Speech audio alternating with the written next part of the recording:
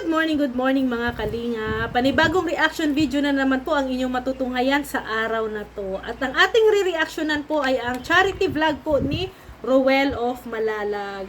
Nung nakaraang araw po mga kalingap ay nailibing na po si Tatay Romulo, ang asawa po ni Nanay Emma. Isa sa mga beneficiary po ni Roel of Malalag at isa din po sa nabigyan po ng bahay ni Roel of Malalag. So nalibing na po si Tatay Romulo. Sad to say, hindi po nakaabot sila Roel sa paghatid po doon sa sementeryo. Kasi po napakalayo po, no. It takes a long time ang pagbiyahe from Dait hanggang kina Nanay Emma.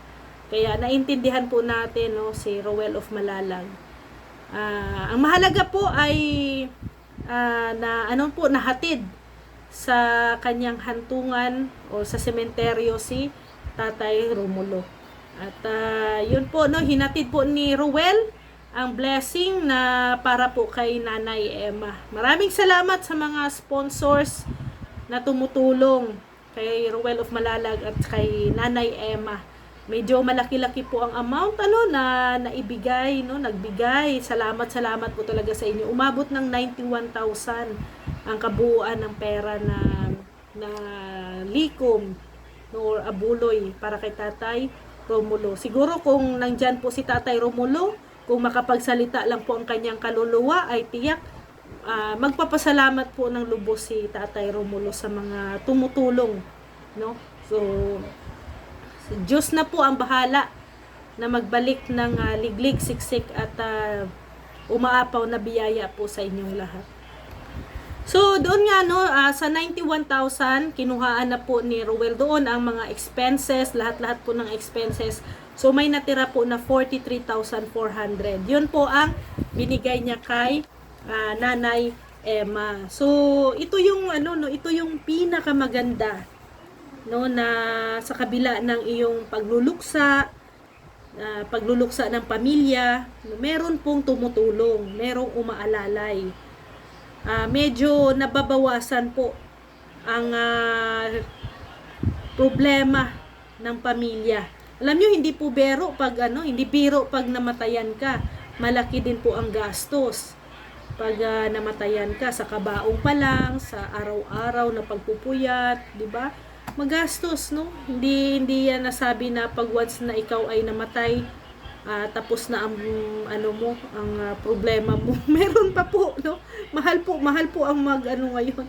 Mahal po ang gasto sa kamatayan. Pero yan po ang buhay. Realidad po yan ng isang tao. Lahat tayo, no, lahat ng tao ay diyan naman po talaga pupunta.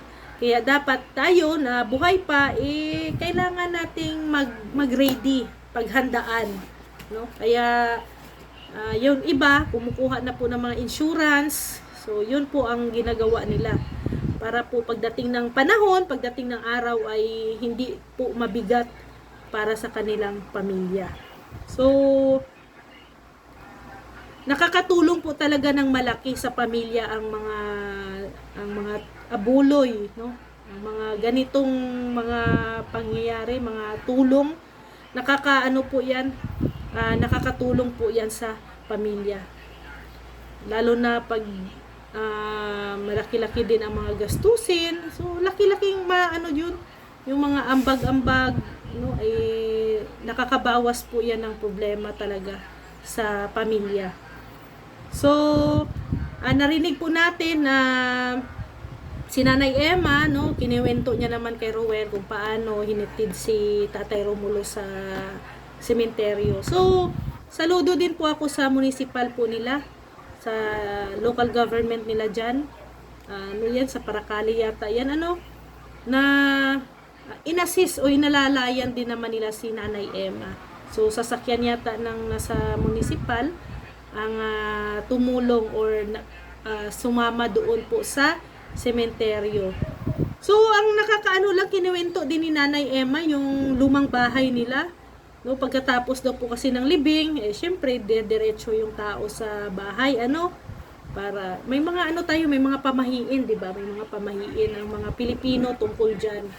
So syempre may merienda, ganon. So yung lumang bahay po nila ay malapit na daw pong bumigay. Kasi nga po yung tao po ay akyat baba. No, nakita nyo naman yung bahay nila Nanay Emma na lumang-luma na po talaga at hindi na safe na akyatin, no, akyatan ng maraming tao. Kasi baka bibigay at tiyak ay didiretso kayo sa tubig. So dahil sa mga dahil yan sa mga taong nakikiramay sa kanila, no? Pero it's normal. Normal po 'yan sa isa sa mga namatayan na dami talagang makikiramay sa inyo. Lalo na yung mga pamilya, kapatid, mga kaibigan, no, kapitbahay ang dadamay po sa inyo. So, yung bahay po ni Nanay Emma na pinagawa po ni Ruel of Malalag, hindi pa po yan na-ribbon cutting o hindi pa na-turn over kay Nanay Emma. Siguro, by next week, bago po aalis or uuwi sila Ruel, ma-ribbon cutting na at ma-turn over na kay Nanay Emma. Kasi syempre, magpapasko baga, mas maganda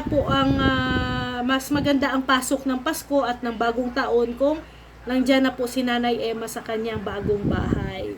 Kahit na wala naman na po si Tatay Romulo, pero alam natin at ramdam din po ni Nanay Emma na masaya po si Tatay Romulo kung saan man siya ngayon. Kung saan man na nilagay po si Tatay Romulo. Maging masaya na po yun. Para kay Nanay Emma. So, mag-open na rin po ng tindahan si Nanay Emma. So, baka isabay na rin to ni Ruel yung opening ng kanyang tindahan at saka yung ribbon cutting ni Nanay Emma. So, congratulations Nanay Emma kasi hindi lang bahay ang meron ka, kundi tindahan din, negosyo din. So, binigay na po ni Ruel of Malalag yung pera kay Nanay Emma. So, napakalaki pong halaga. At saka napakalaki po ang pasasalamat ni Nanay Emma. Sabi niya nga ngayon lang daw siya nakahawak ng ganito kalaking pera. No? So, sobra po ang blessing na dumarating po kina Nanay Emma. Laki ang kanyang pasasalamat talaga po sa mga sponsors, supporters na nandyan, na handang tumulong sa kanila. So, ang plano po ni Nanay Emma sa pera niya na nabigay po ni Ruel ay idagdag niya po sa kanyang negosyo. Hindi lang tindahan. So, bibili daw po si Nanay Emma ng 4 na baboy. So, baka magbabuyan po si Nanay Emma. So, maganda naman yun, maganda naman yun na negosyo. At least si Nanay Emma ay very business-minded. Nag-iisip siya kung paano siya magkaroon ng extra income, magkaroon ng kita sa araw-araw. So, yung baboy naman, okay naman po yan. Okay naman na business ang baboy. Basta, magaling ka lang mag-alaga sa baboy. Then,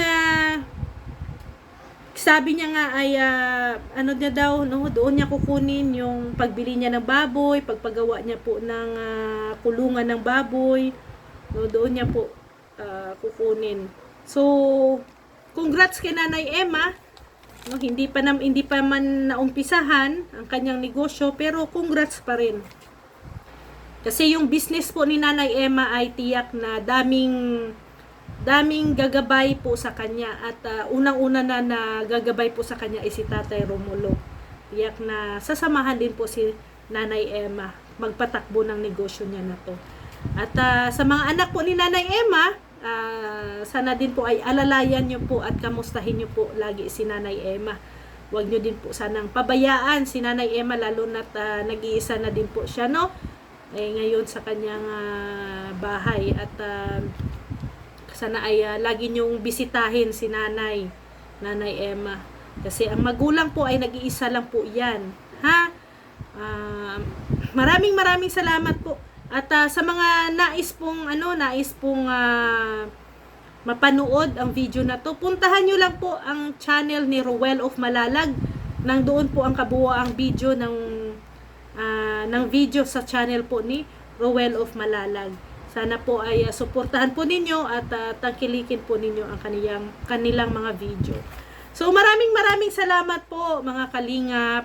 Sa mga hindi pa po nakasubscribe sa channel po ni Ruel of Malalag, Rachel Morales Vlog, Kuya Val Santos Matubang, and Ate Edna Vlogs, and Kalingap Rab, please paki-subscribe naman po at paki-follow po ang kanilang mga video at channel.